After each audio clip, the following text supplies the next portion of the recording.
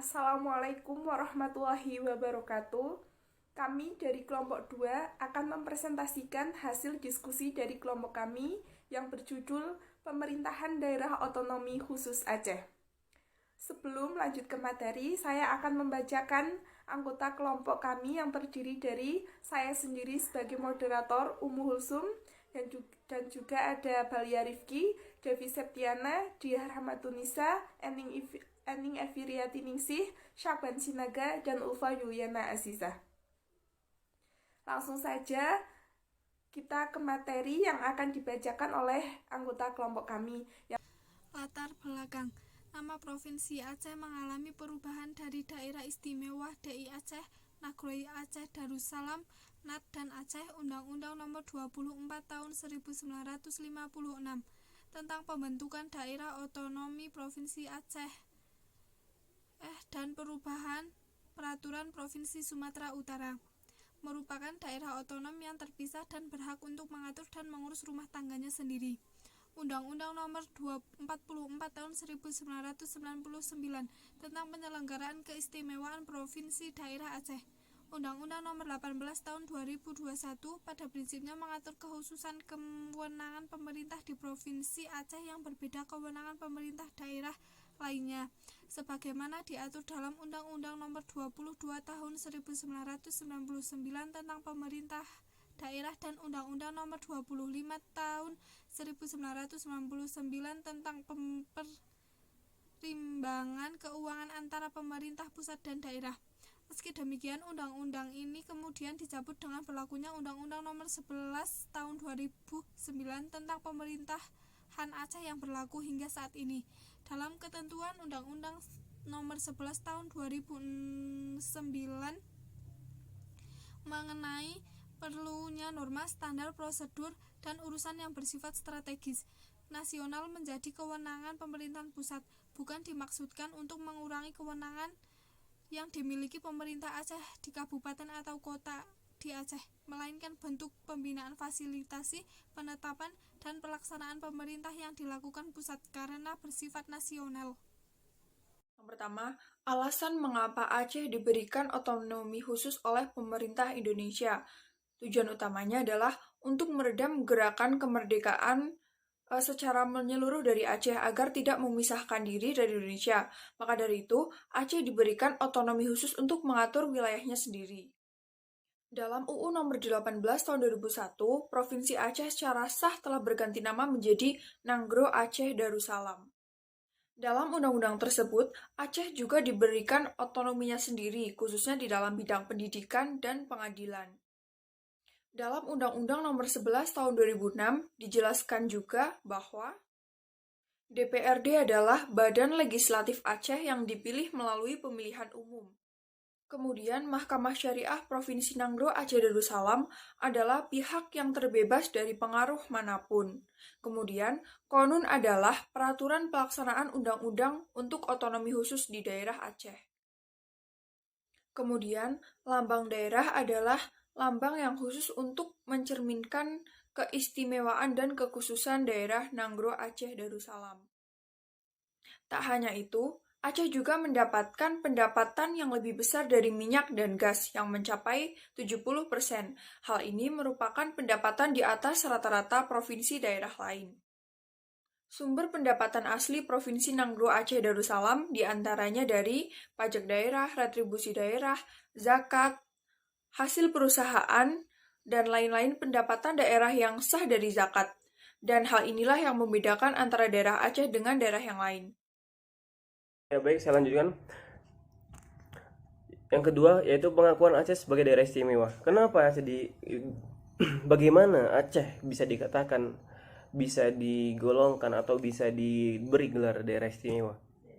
Yaitu pemberian gelar istimewa sendiri untuk daerah Aceh itu berdasarkan dari keputusan Perdana Menteri Nomor 1 tahun 1959, tepatnya pada tanggal 25 Mei tahun 1959, di mana dalam keputusan surat Perdana Menteri tersebut menyatakan bahwasanya poin penting yang ada di dalam surat tersebut yang menyatakan daerah Aceh sebagai daerah istimewa, yaitu mencakup tiga hal, yaitu pertama kebudayaan yang sangat unik, dua Islam yang sangat kental, tiga pendidikan. Hal ini selaras dengan pendapat SM Amin, salah satu, yaitu SM Amin sendiri adalah gubernur DPB daerah Aceh. Beliau mengatakan daerah Aceh memang mempunyai keistimewaan sejak zaman yang lalu. Dalam zaman penjajahan, pada masa zaman penjajahan, siasat istimewa yang disebut oleh orang Aceh sebagai Aceh politik adalah keistimewaan Aceh yang bersumber dalam jiwa raga yang sangat fanatik terhadap Islam, di mana sikap fanatik terhadap Islam tersebut menjadikan suatu disiplin dalam diri setiap individu orang Aceh untuk menjaga budayanya dari budaya-budaya asing. Semisal beberapa orang Belanda, masuk ke daerah Aceh dan mereka menyebarkan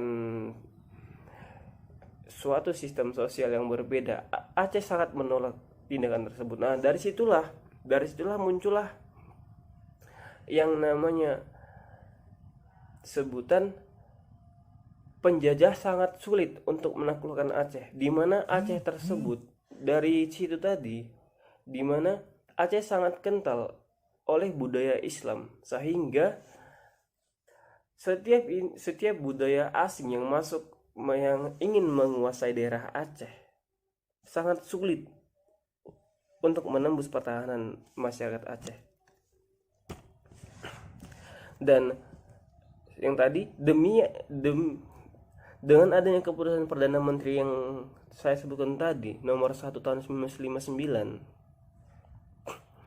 para pemberontak DITII juga merasakan bahwasanya keadilan masuk pada mereka, keadilan berpihak kepada mereka, sehingga pihak DITII menyerahkan diri dan bersedia memeluk Ibu Pertiwi. Seperti itu. Dan tak lupa juga keinginan masyarakat Aceh baru dapat terpenuhi setelah misi Hardi. Hardi ini seorang tokoh dari Aceh yang melakukan musyawarah dengan Dewan Revolusi Aceh yang menghasilkan Aceh berhak menyandang sebutan daerah istimewa setelah pemberian status daerah istimewa tersebut. Kekhususan otonom yang dibuat Pemda untuk masyarakat Aceh. Aceh merupakan daerah istimewa dengan otonomi khusus sebagaimana diatur dalam Undang-Undang Nomor 44 Tahun 1999 dan Undang-Undang Nomor 8 Tahun 2001. Namun dalam Undang-Undang Nomor 18 Tahun 2001 digantikan dan dicabut, kemudian digantikan oleh Undang-Undang Nomor 11 Tahun 2006. Nilai-nilai luhur masyarakat Aceh diatur dalam peraturan daerah yang disebut dengan Konun. Otonomi seluas-luasnya pada dasarnya bukanlah sekedar hak, tetapi lebih dari itu, yaitu merupakan suatu kewajiban konstitusional untuk dimanfaatkan sebesar-besarnya, khususnya bagi kesejahteraan masyarakat Aceh. Istilah otonomi khusus tidak disebutkan dalam judul Undang-Undang Nomor 11 Tahun 2006, namun terdapat beberapa ketentuan yang menyarankan bahwa Aceh mempunyai otonomi khusus, dan juga hal ini bisa dilihat dari beberapa ketentuan, antara lain yang pertama yakni Pasal 1 Angka 2 Undang-Undang Dasar Nomor 11 Tahun 2006 bahwa Aceh adalah daerah provinsi kesatuan masyarakat hukum yang bersifat istimewa dan diberi kewenangan khusus untuk mengatur dan mengurus sendiri urusan pemerintahan dan kepentingan masyarakatnya. Kemudian pasal 22 ayat 2 menyebutkan DPRA dan DPRK mempunyai hak untuk membentuk alat-alat kelengkapan DPRA dan DPRK sesuai dengan kekhususan Aceh. Pasal 78 ayat 2B berkaitan dengan tujuan khusus partai politik lokal. 4. Pasal 179 ayat 2 sub B yang berkaitan dengan salah satu sumber pendapatan daerah dana otonomi khusus. Dalam penjelasan umum disebutkan perjalanan ketatanegaraan Republik Indonesia menempatkan Aceh sebagai satuan pemerintah daerah yang bersifat istimewa dan khusus. 5. Kewenangan dalam pembentukan badan atau lembaga atau komisi. Berkaitan dengan Gubernur Aceh dipilih melalui pemilihan umum yang diajukan oleh partai politik nasional, partai politik lokal, serta calon perseorangan. 6. Berkaitan dengan Dewan Perwakilan Rakyat Aceh, bahwa jumlah anggota DPRA 125% dari ketentuan nasional. Hal ini diatur dalam pasal 22 ayat 3 Undang-Undang Nomor 11 Tahun 2006.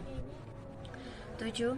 Kekhususan Aceh juga berkaitan dengan adanya partai politik lokal yang secara tegas diatur dalam pasal 75 Undang-Undang Nomor 11 Tahun 2006, yang kemudian telah dikeluarkan Peraturan Pemerintah Nomor 20 Tahun 2007 tentang partai politik lokal di Aceh. 8. Berkaitan dengan kelembagaan di Aceh. Dalam Undang-Undang Nomor 11 Tahun 2006 juga dikenal adanya lembaga Wali Nagree sebagai kepemimpinan adat, membina kehidupan adat dan memberikan pertimbangan terhadap penyusunan ketentuan adat oleh lembaga adat serta memberikan gelar kehormatan atau derajat adat. 9. Adanya Mahkamah Syariah merupakan salah satu kekhususan di Aceh yang mempunyai kewenangan tambahan, yaitu mengadili perkara pidana yang terkait dengan pelaksanaan syariat Islam.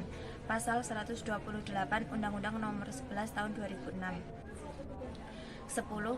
Berkaitan dengan syariat Islam, penerapan syariat Islam di Aceh telah diberlakukan secara khusus. Berdasarkan Undang-Undang Nomor 11 Tahun 2006, secara yuridis syariat Islam tersebut menjadi hukum positif bagi masyarakat Aceh, karena syariat Islam telah mengatur semua aspek kehidupan bermasyarakat dan bernegara secara kafah.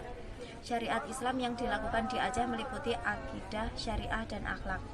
11. Kekhususan Aceh juga berkaitan dengan Komisi Kebenaran dan Rekonsiliasi. 19.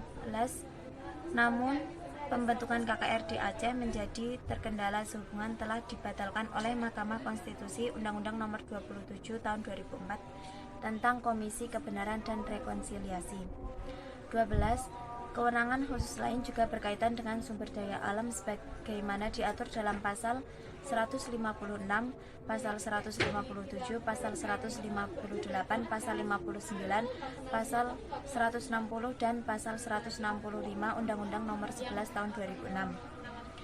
13.